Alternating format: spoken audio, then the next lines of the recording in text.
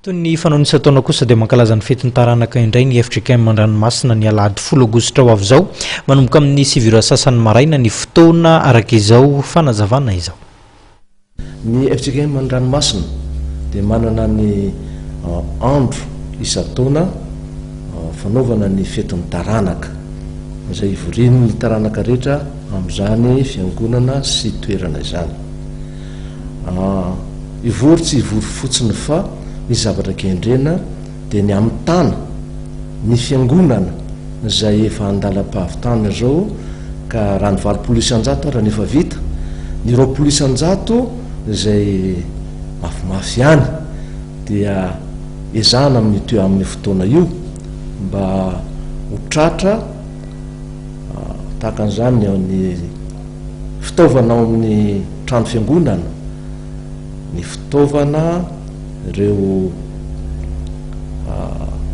ny seza sy ny latabatra masina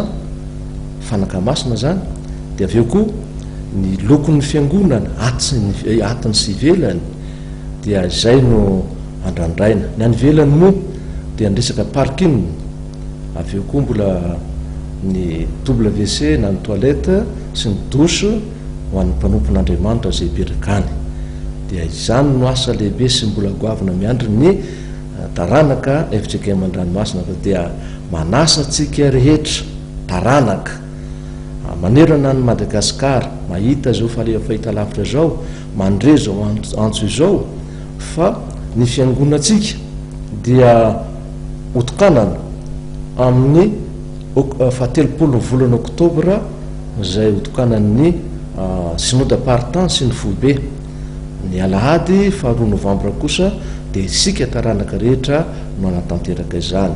koa dia manasa antsika rehetra samy tonga amin'io alahady 10 ny volana aogositra io amin'ny lahady zao zany hiaraka hideran'Andriamanitra hanome voninahitra an'Andriamanitra ary hitondra zay zaka anaty totoso-tsahantsika izany asan'Andriamanitra izany. Ny fiangonana dia miditra amin'ny 7 sasany arahany fandraisana fanasan'ny tompo dia ny filaran'ny taranaka mitondra zay zakany mitondra zay zakany tanany zany atolotra eo amin'ny alitara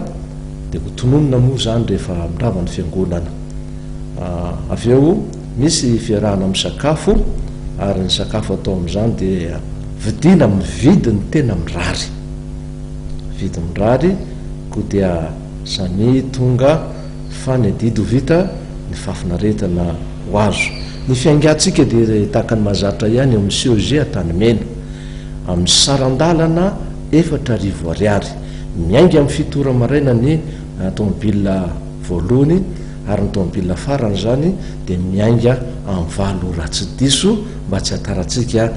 any amin'ny any an-toerana.